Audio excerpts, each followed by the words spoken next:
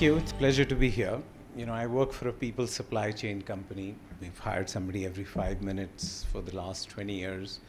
But we've only hired 5% of the kids who came to us for a job. So I'm sort of at the agony and ecstasy of India's labor market if you look backwards, right? I'm a child of lower hiring standards.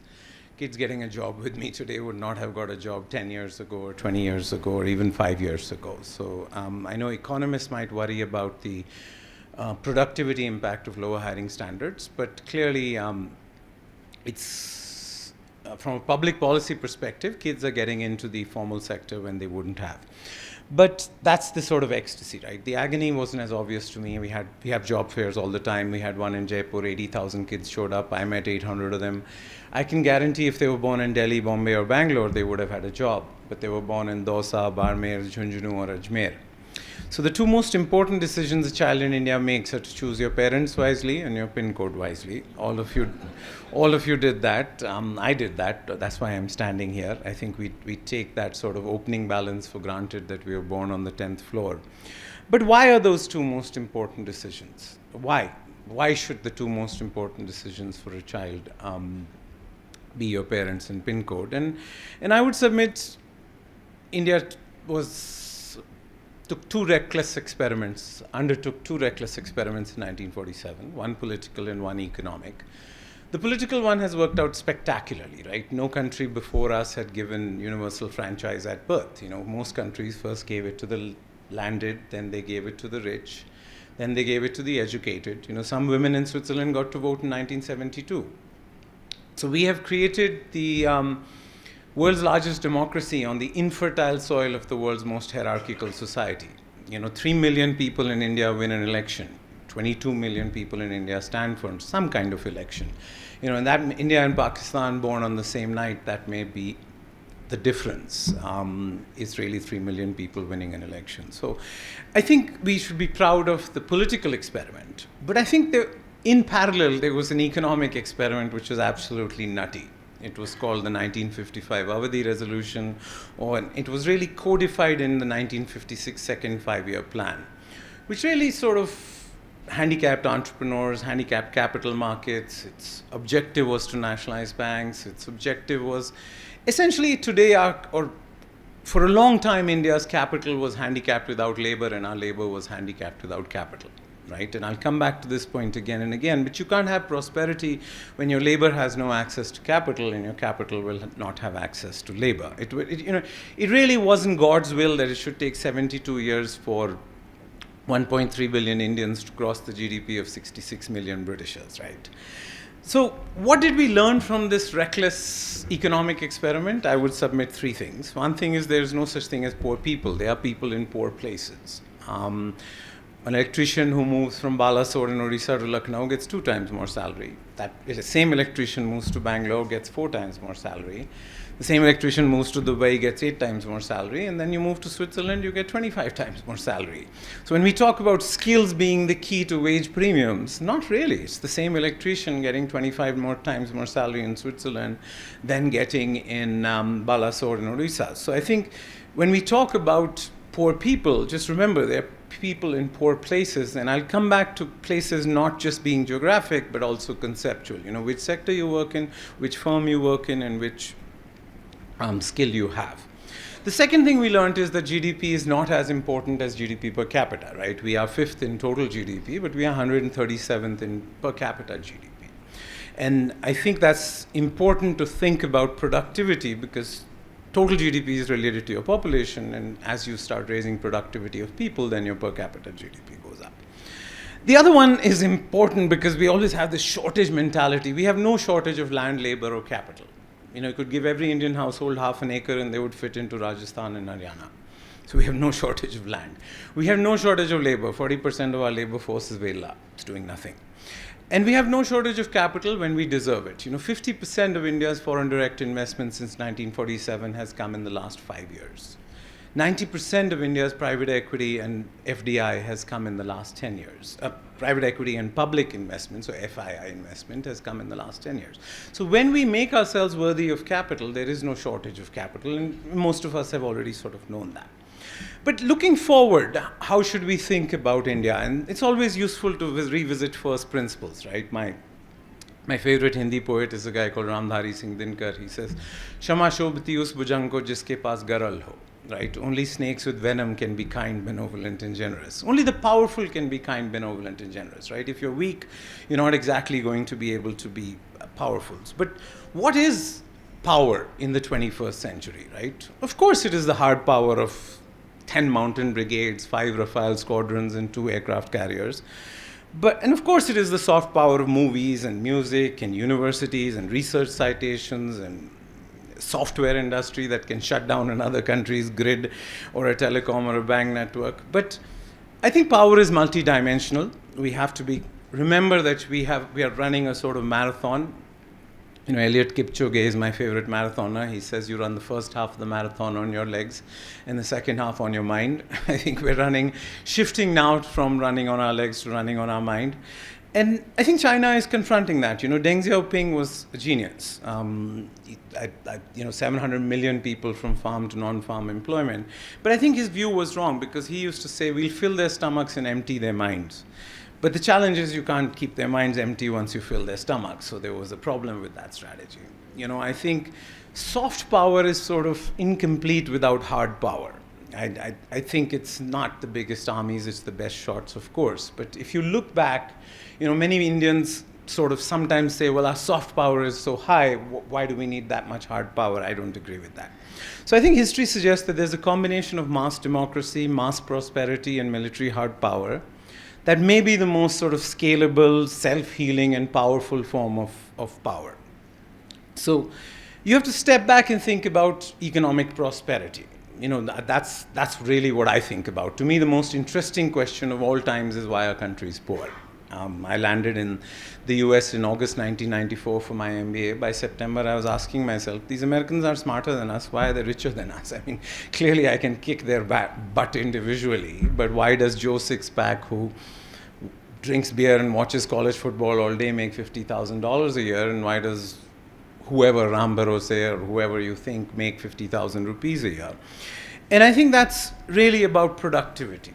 Right? Poverty is about productivity, and it's back to my question of, there are no such thing as poor people. There are people in poor places. And I think this is the fundamental shift that we have made in our policy thinking in the last decade. And India doesn't have a jobs problem, we have a wages problem. Because if you think, and this diagnosis is important, because if you think India has a jobs problem, you'll throw money from helicopters, you'll mandate a 3-day work week, you'll take away people's shovels and tractors and make them dig with spoons because they need a job and they're bhuka nanga pyasa, right? But India's unemployment has been between 4 and 9% since independence, and it's not a fudge. India's problem is not unemployment. The poor cannot afford to be unemployed, so they are self-exploiting in agricultural employment, in informal self-employment. And so employed poverty is a different problem from unemployment. I think if you think India's problem is unemployment, it'll send you down a very different path than if you say, no, our problem is employed poverty. And once you identify the problem as employed poverty, you will really focus on the productivity of what I call sort of 5 places. There'll be states, there'll be sectors, there'll be cities, there'll be firms, there'll be individuals. States is obvious, right? My parents live in UP, I live in Karnataka. Both states have the same GDP, yet Karnataka does it with less than 1/3 the number of people in UP. So obviously people are 3 times more productive or 4 times more productive in Karnataka than they are in UP. I think cities really matter. Right, we all if everybody in India lived in Bangalore, then India's GDP would be more than China, right? India's GDP is $2,500. Bangalore's GDP is now approaching $12,000, the cities. So, and that's not unique to India. New York City's GDP is more than Russia's, right? Russia is 40% of the world's land mass, but 0.008% of its population of Russia really generates the same GDP. So it's finally about productivity. So if you think about places, there's states which we have to fix, there's cities which we have to fix. There's obviously sectors. 42% of India's labor force works in agriculture. It only generates 15% of GDP. IT is only 0.8% of India's labor force. It's a rounding error in our labor market, but it generates 8% of GDP. So software is a oasis of high productivity, and so that's why you have the wage premium, because 0.8% of our labor force is generating 8% of GDP. I think firms, it really matters, because there's a 24, we just finished an exercise with the World Bank and ranking our manufacturing companies by size. There's a 24 times difference between our biggest and our smallest, 90th and 10th percentile firms. Now, if there's a 24 times difference in productivity, you won't pay the wage premium, but if you don't pay the wage premium, you'll never be productive. So you get stuck in this low-level equilibrium of low wages and low productivity. Obviously, in individuals, we pay 5 times more salary as a company to kids with the same age, technically the same qualification on paper. So why would most economists would not agree with that? But obviously skills are a completely different dimension from your paper qualification, and we pay 5 times different salary, right? So I think the 5 levels of transformation are really states, sectors, cities, firms, and individuals. And that's really what's happened in the last decade. But in the last decade was really undergoing lots of pain for long-term gain.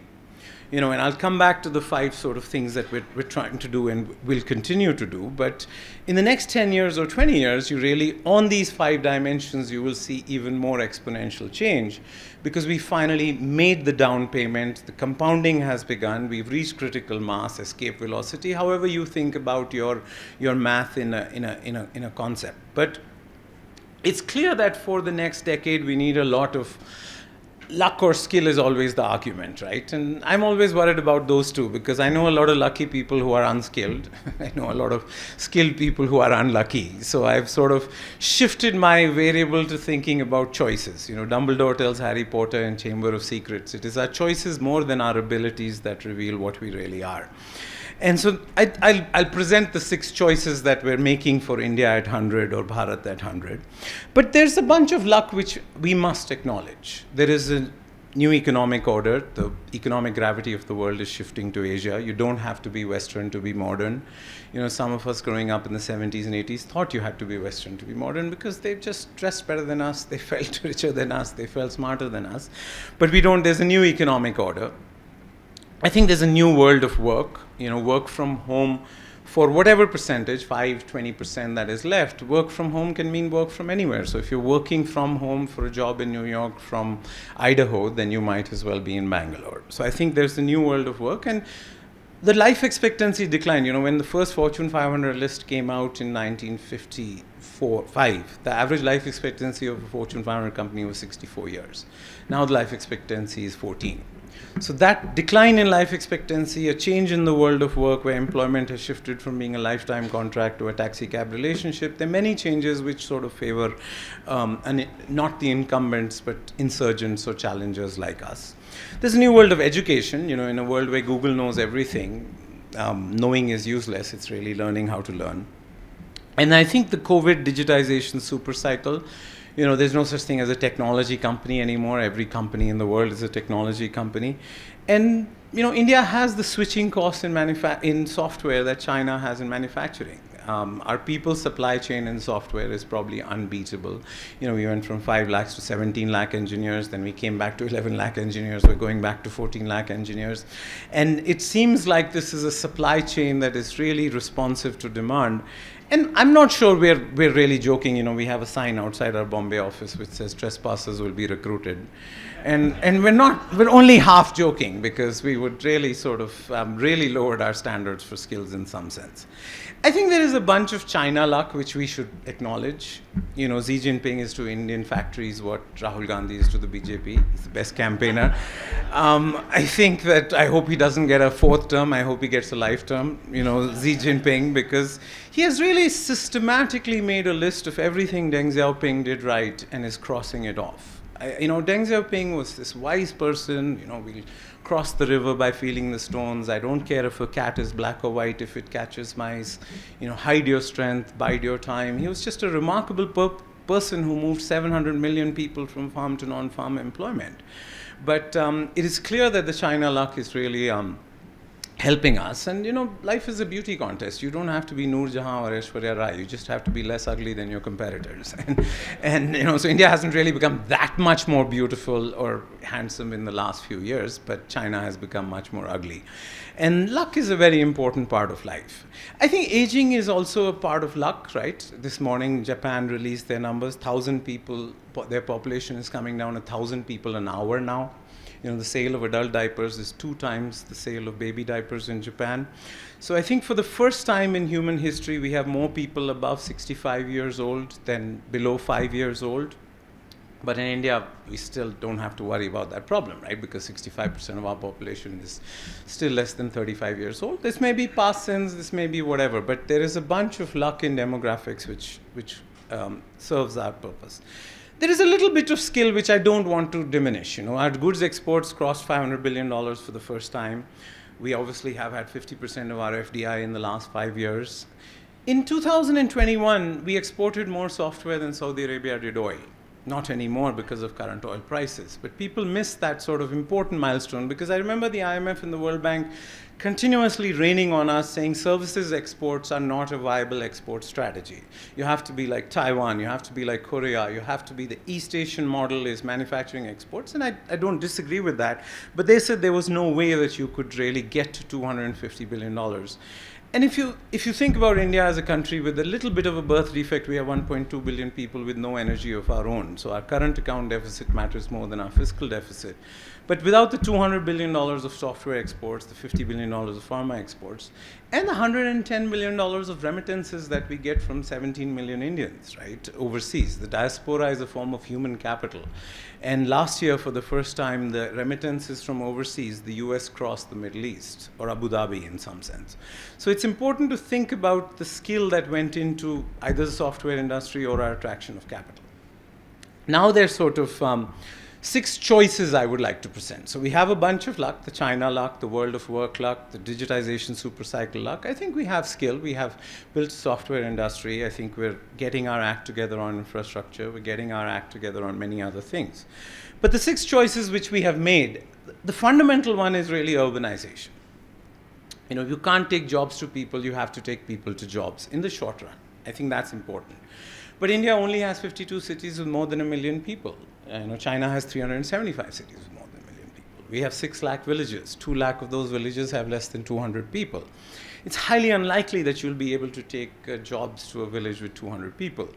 Now, China solved this problem by really just creating new cities or upgrading new cities. And that's why they have a Chinese New Year.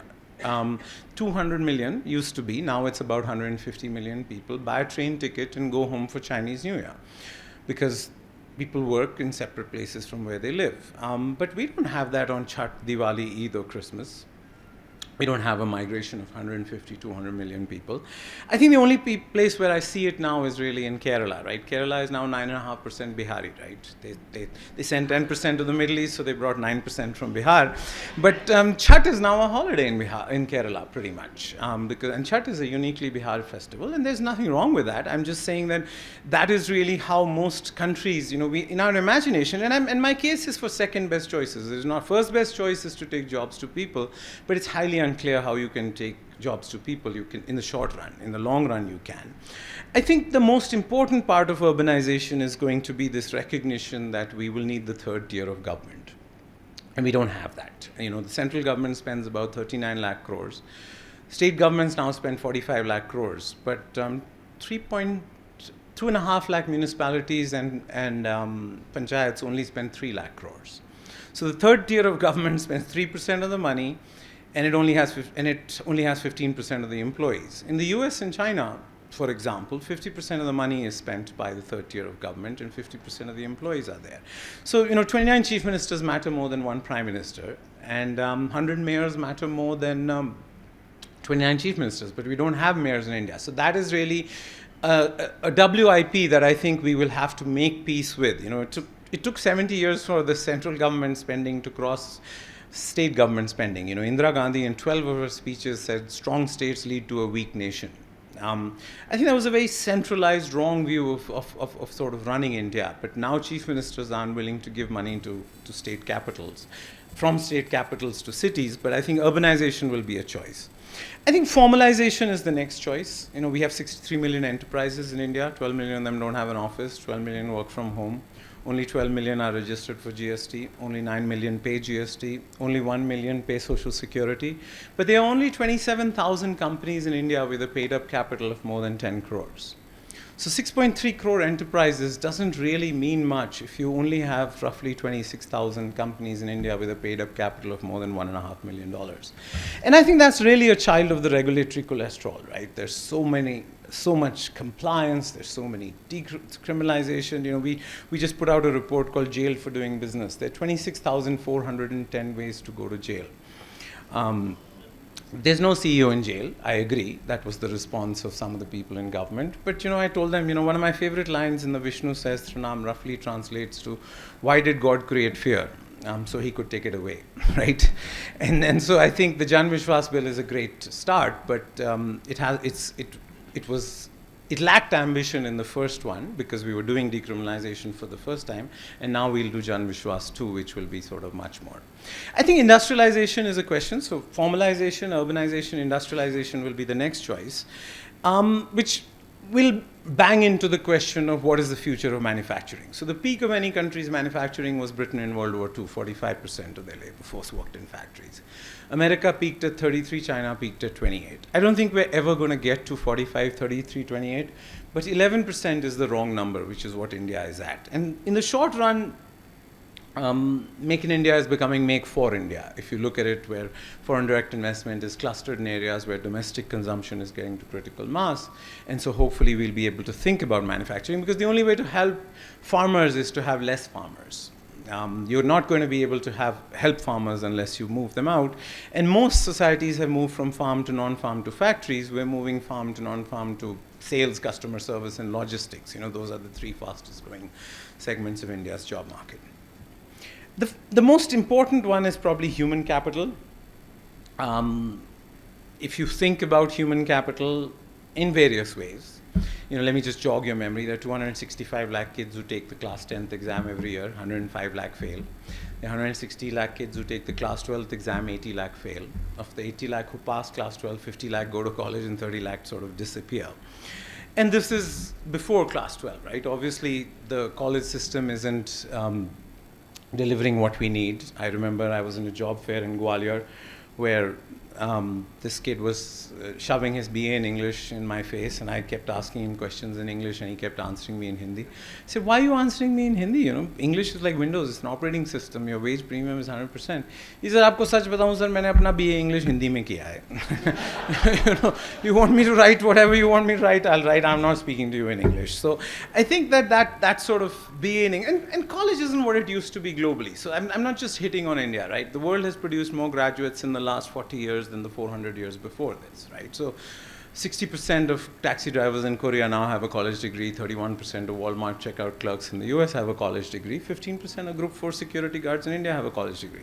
So college isn't what it used to be, but I think we've done a particularly difficult job at the UGC, and the Ayatollahs of education really screwed it up, and now we're fixing that. And in the last few years, NEP really is delicensing. You know, we're allowing foreign universities, we're allowing a 3-month certificate to become an opening balance for a diploma, to be opening balance for creating degree connectivity. But this sort of deregulation of education reform should have happened in 1991, because human capital, if you think about, you know, Gandhiji gave a wonderful speech in 1934 at Wardha called Nai Talim, but the 1948 Radhakrishnan report, or the 1968 Kothari Committee report, or the 1986 New Education Policy really kept education and employability separate. It really didn't think of the connection between higher education and vocational training. It didn't think about primary education as much. You know, the most embarrassing number about India is government schools, right? Only 45% of Indian kids are left in government schools. it's not an attack on the private sector because I don't know what we would have done without the private sector response, but only 5% of kids in Japan go to private school, only 15 to 10% of kids in the UK go to private school, only 15% of kids in the US go to private school. So if anything should be free and at high quality in a society, it's got to be school education. So I think human capital is a really, really important part of doing what we have to do. So if I was to sort of wrap up here, Jonas Salks, he was the inventor of the polio vaccine. He's one of my favorite scientists. And the last chapter of his book is the only question to ask yourself is, are you being a good ancestor? Right? And that's a really interesting question for somebody who runs a listed company or how you think about it. And I think the only way, how will we be good ancestors for Bharat at 100? I think the pathway for the next 5 years, 10 years, 25 years, I've already walked you through. We'll be more formalized, we'll be more urbanized, we'll be more industrialized, we will be more financialized, credit to GDP ratio, equity markets, and everything else. And we obviously will have a bunch of more human capital. So what are the ways for us to make sure we reach all these 5 destinations? I think it'll be taking more risk. You've got all the low-hanging fruit has been picked, and we need a more adventurous state. We've taken some huge risks in the recent past with GST, with demonetization, with opening up FDI, PLI. In some sense, free marketeers would attack a 4 lakh crore sort of fiscal allocation to employers as a freebie. But I think we had to bribe some factories to come to India. We'll see. Out of the 14 PLI schemes, 4 are working well, 6 are working okay, and 4 are working badly. So we'll hopefully learn from PLI. But I think taking more risk is really, really important. We need a more sort of adventurous state in some sense. I think teamwork is a really important part. It's very easy for the private sector to look down on government. It's very easy for the government to look down on private sector, and it's very easy for both of us to look down on non-profits. But all 3 of us have birth defects. The government has an execution deficit, the private sector has a trust deficit, and non-profits have a scale deficit. And unless all 3 of us recognize we have different swim lanes, we have different fitrats, we have different capabilities. So it's really important to think about how all 3 really work together.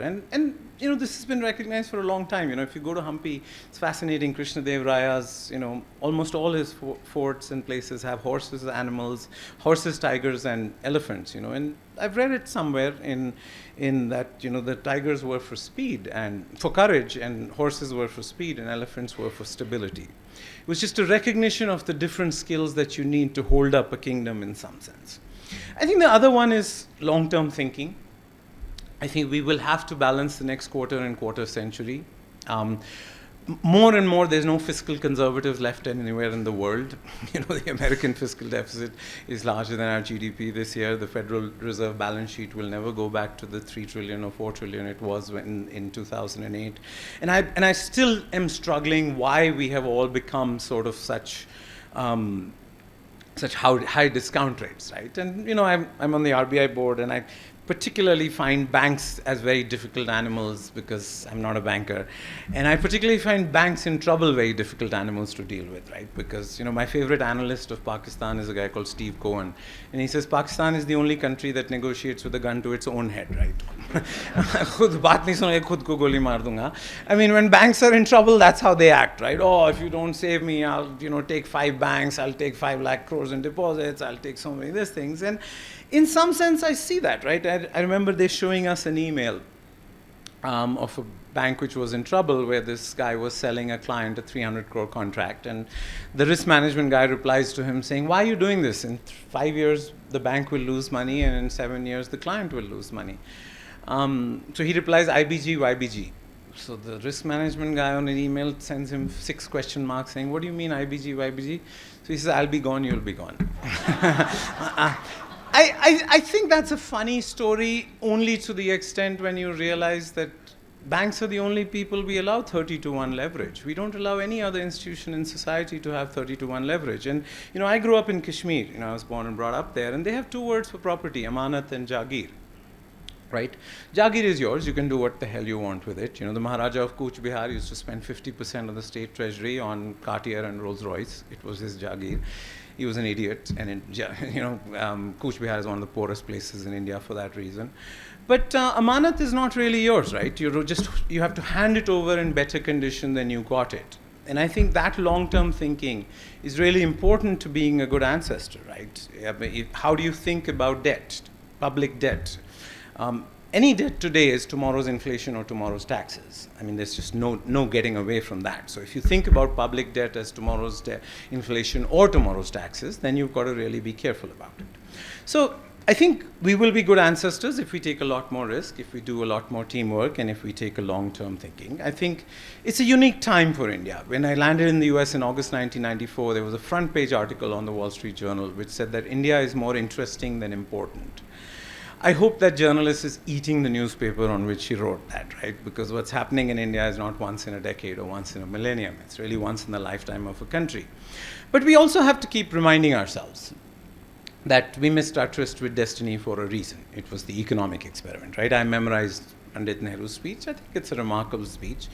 But we missed our tryst with destiny, right? There are maybe 200 million people in India today who will never read the newspaper that they deliver or sit in the car that they clean or send their kids to the school that they help build. But this isn't a problem like cancer or climate change, right? This is a plumbing problem. And so I think India at 100, Bharat at sort of 80, Bharat at 90. There's a clear policy roadmap for more urbanization, more formalization, more industrialization, more financialization, and more human capital. And what do we hope to do? I think we hope to combine mass democracy with mass prosperity, right? I mean, we did do mass democracy, we didn't do mass prosperity. And I think that's our new appointment or tryst with destiny. I think this is an appointment she will keep. Thank you.